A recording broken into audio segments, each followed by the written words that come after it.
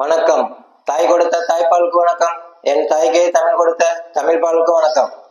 சொகுசான வாழ்க்கை வாழ்ந்தது. இன்னைக்கு 1904 காலகட்டத்துல 50,000 வாங்கக்கூடிய வழக்கறிஞர் வாவு சிதம்பரம் தன்னுடைய சொத்தை இழந்து வாவு சிதம்பரம் பிள்ளை ஐயா 1904 அந்த காலகட்டத்திலேயே 50,000 ரூபாய் சம்பளம் வாங்கினாரா ஐயா. வாங்கி அவர் நினைச்சிருந்தா எப்படிலாமோ வளர்ந்துக்கலாமா. ஆனா அவரு கப்பலை உருவாக்கி கப்பல்களை தயாரிச்சு வெள்ளக்காரனை பொருளாதாரத்தை அடிக்கணும் அப்படிங்கிறதுக்காக, வெள்ளக்காரனை வெளியே வரட்டணும் அப்படிங்கிறதுக்காக போராடின ஒரு மாமனிதன் தான் வேவு சிதம்பரம் பிள்ளை ஐயா. அவரு தமிழ்நாட்டுக்காக போராடினாரு. அவரு இந்தியாவுக்காக போராடினாரு. வேவு சிதம்பரம் பிள்ளை ஐயாவை பத்தி பேசுறதுக்கு தமிழ் தேசத்துக்கு என்ன அருகதை இருக்கு, என்ன தகுதி இருக்கு? எதுக்கு பேசுறிய? அவரு போராடினது இந்தியாவுக்கு, நாட்டுக்காக, நாட்டு மக்களுக்காக போராடினாரு. நாட்டு மக்களுக்காக போராடினாரு. இவங்க பேசுறது எல்லாம் நாட்டுக்காகவும் தேசத்துக்காகவும் போராடினவங்க எல்லாத்தையும் தமிழ் தேசியம் பேசிக்கிட்டு அவங்களெல்லாம் வச்சுக்கிட்டு தமிழர்களை அடையாளம் கட்டிக்கிட்டு இருக்க. ஐயாவை பத்தி உங்களுக்கு என்ன தெரியும்? பேசுறிய வெள்ளக்காரன் பொருளாதாரத்தை அடிக்கணும்னு வெள்ளக்காரனை வரட்டுறாரா? நீ என்ன பண்ற? பிஜேபி RSS இருந்தா இங்க சர்ச்சு கட்ட முடியலையா, அதனால நாம் தமிழர் கட்சி வந்தோடனே சர்ச்சு கட்ட அனுமதிக்குமா? இது அவருக்கு எதிரானது தானே. வெள்ளக்கார பொருளாதாரத்தை உடைக்கணுங்கிறதுதான் அவன் சார்ந்த தொழிலையே பண்ணி வெள்ளக்காரனா விரட்டணும்னு முடிவு பண்ணாரு. அதுக்காக செக் இழுத்தாரு. எல்லா சொத்தையும் இழந்துட்டு செக் இழுத்தாரு. நமக்காக, உங்களுக்காக, எல்லாத்துக்காகவும்.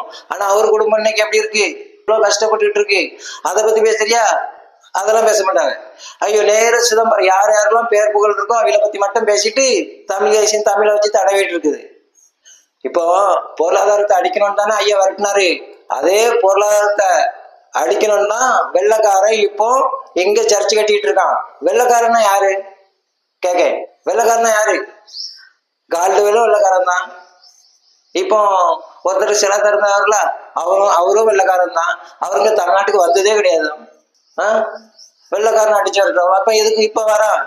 நான் வந்தோன்னு சர்ச்சு கட்ட அனுமதிப்பேன். இங்க சர்ச்சு கட்டினா பால் அபிஷேகம் நடக்குமா, நெய் அபிஷேகம் நடக்குமா, அர்ச்சனை தட்டு வைக்குமா, அரளிப்பூ வைக்குமா, அருகம்புல் வைக்குமா? அதை பத்தி எல்லாம் பேசுற கிடையாது. சர்ச்சு கட்டினாக்குன்னா சர்ச்சுக்கு போற எவனா தமிழ்ல பேர் வச்சுட்டு போறானா? அதெல்லாம் பேசுற கிடையாது. நேர பேர் புகழ் வாங்கி நாட்டுக்காக கஷ்டப்பட்டு சொத்தையே இந்த நாட்டுக்காகவும் இந்த நாட்டோட இறையாண்மைக்காகவும் இந்த மக்களுக்காகவும் போராடின தலைவர்களை கொண்டு வர்றது உடனே தமிழ் தேசியம். என்ன லட்சணத்துல தமிழ் தேசியம் இருக்குன்னே தெரியல. உங்களுக்குலாம் ரேஷன் கார்டு கொடுத்ததே தப்பு. உங்களுக்குலாம் ஆட்சி அதிகாரம் வேணும். உங்களுக்கு தமிழ்நாடு கேட்குதா? அரசியல்னா என்ன சொல்லுங்க பாப்போம். அரசியல்னா என்னன்னு தெரியுமா உனக்கு? பேசுற அரசியல். இந்துக்கள் தமிழர்கள் இல்லை, தமிழர்கள் யாரும் இந்துக்கள் இல்லை. அதை மட்டும் சொல்ல தெரியும் நல்ல வசனமா வக்கனே. அது மட்டும் பேச தெரியும். தமிழ்ல பேர் வச்சிருக்கவங்க எவனாவது சிறுபான்மைகள் யாருமே தமிழ்ல பேர் வைக்க விரும்ப மாட்டாங்க. தமிழ்ல பேர் வைக்காதவங்க தான் சிறுபான்மை. சிறுபான்மைக்கு போனோம்னா நான் இன்னைக்கு மதம் மாற்றேன்னா தமிழ் பேரை பிடிங்கிட்டு இங்கிலீஷ் பேர்ல சொல்லுவான். அப்போ அதை கேட்க உங்களுக்கு குழுன்னு இருக்கும். அப்படித்தானே? அதானே உங்களோட எண்ணமே அதானே. அதுக்காகத்தான் தமிழ் தேசியம் ஒரு கட்சி வளர்த்துக்கிட்டு இருக்கீங்க. தமிழ் தேசியம் வந்தோன்னா சர்ச்சை கட்டுமா? தமிழ் தேசியம் வந்தா, நாம் தமிழர் கட்சி ஆட்சிக்கு வந்தா தமிழ்ல பேர் வச்சவங்களுக்கு தான் அரசு பண்ணி வழங்கப்படும் சொல்ல முடியுமா? மளிகை கடைக்காரங்க பார்த்தா மட்டும் ஓடி வந்துடுறது. தமிழன் காசு வேணும், தமிழ் வேண்டாமாடா.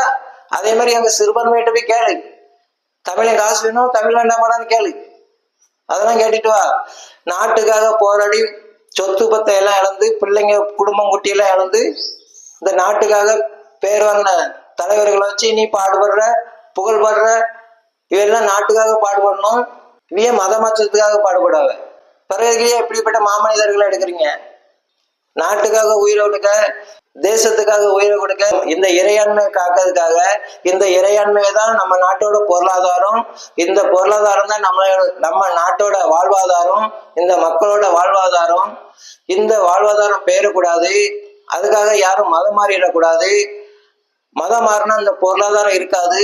அது நாட்டோட விவசாயம் முதுகெலும்பு மாதிரி. நாட்டோட முதுகெலும்பு விவசாயம்.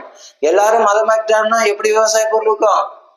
அதுக்காக பாடுபட்டு போராடினா, அப்படி போராடுறதுக்கும் பாடுபடுறதுக்கும் இந்து முன்னணி, RSS, பிஜேபி வேணும். பகுமானமா இருந்து உங்க தம்பியில நீங்க குடும்பம் பிள்ளை குட்டி எல்லாம் விட்டுட்டு நாட்டுக்காக போராடுறோம். கோயில்ல தீபம் ஏத்துறதுக்காக உயிரே கொடுறான். தீபம் ஏத்துனா 10 கிலோ நெய் வித்துருக்கோம்ல, 1000 அகல் விளக்கு வித்துருக்கோம்ல. உடனே விவசாயங்கிறது இந்த மாதிரி கேட்டாங்கன்னா வசனம் பேசுறது, மழையெல்லாம் குறைஞ்சு போயிடும் அப்ப யாருக்கும் தெரியல அப்படிங்கிறது. அதுக்கு ஒரு இறை வழிபாட்டுல இருந்து எங்களை திரை வழிபாட்டுல இருந்து தூக்கிட்டு போயிட்டாங்கிறது. அப்புறம் திருப்பரங்குன்றம் தீபத்தூண்ல தீபம் ஏத்துறதுக்கு போராட்டக்கு வந்தீங்களா, அது என்னது இறை வழிபாடு தானே, இறை வழிபாடு தானே சத்தம், இறை வழிபாடு தானே போராடினா. அதுக்கு தீர்ப்பு எழுதின நீதிபதி பதவி விலக வைக்கிற அளவுக்கு போயாச்சு. அப்பெல்லாம் பொத்திட்ட, அப்பெல்லாம் எங்க போனியா, பொத்திட்டா இருந்த. சிதம்பரம் ஐயாவை பத்தி பேசுறேன், சிதம்பரம் ஐயாவை பத்தி வசனம் மட்டும் பேசுறது. அங்க உலகத்திலேயே இந்தியாவில தான் அதிக பால் கொட்டப்படுது, நெய் எரிக்கப்படுது, மூத்திரம் குடிக்கப்படுங்கிறது. இங்க வந்து மாடு வளர்க்கணும், மாடு வளர்க்கறதுக்கு அரசு பணி வழங்கப்படும்னு அறிவிக்கிறது. கொட்டப்படுறதுக்கும் எரிக்கப்படுறதுக்கும் எதுக்கு அரசு பணி? அப்போ தமிழை நான் நல்லா வச்சு தடவுறீங்க அப்படித்தானே. மொழி சொல்லி கொடுக்க துப்பு இல்லை, தமிழுக்கு உண்டான விஷயத்த யாரும் செய்யறதுக்கு இல்லை. தமிழ்ல பெயர் வச்சவங்களுக்கு அரசு பணி வழங்கப்படும் சொல்றதுக்கு துப்பு கிடையாது. ஆனா வந்துடுவாங்க சிறுபான்மைகள் தான் தமிழர்கள், இந்துக்கள் யாரும் தமிழர்கள் இல்லை அப்படின்ட்டு. நான் சொல்றேன், சீமான் அண்ணன், சாட்டை துரைமுருகன், தமிழ் தேசியம் எல்லாத்துக்கும் சொல்றேன். நீங்க சொல்லக்கூடிய தமிழ் தாய்மொழி என் உயிர் மொழி தான், என் உயிரை விட மேன்மையானது தான், என் உயிரை விட உன்னதமானது தான், என் தாயை விட புனிதமானது தான். நீங்க சொல்லக்கூடிய அதே தமிழ் மொழி தாய்மொழி. அது நான் இந்தியாவில் இருக்கிற வரைக்கும், இந்தியாவிலேயே ஹிந்துவா இருக்கிற வரைக்கும் மட்டும்தான். நான் மதம் மாறிட்டேன்னு வைங்களாம், நீங்க சொல்லக்கூடிய அதே தாய்மொழி தமிழ், நீங்க சொல்லக்கூடிய அதே தாய்மொழி தமிழ், உயிர் தமிழ், உயிர் மொழி, மூத்த மொழி, 10,000 வருஷம் வரலாறு கொண்ட மொழி. என் கால் செருப்புக்கு கீழே முதல்ல திருக்குறளை தான் கொளுத்துவேன், முதல்ல திருக்குறளை தான் கொளுத்துவேன். அதுக்கப்புறம் மந்திரம். நான் எப்படி இருக்கணுங்கிறத, உங்களுக்கு என்ன வேணுங்கிறத, இதுல எது உங்களுக்கு வேணுங்கிறத நீங்க தான் முடிவு பண்ணணும். சும்மா தமிழ் தமிழ் தடவிட்டு இருக்க, இனிமேல் உன் அரசியல் இங்க எடுபடாது. தர்மத்தின் வாழ்வுதனை சூது கவ்வும், பின் இறுதியில் தர்மமே வெல்லும். ஜெய்ஹிந்த்.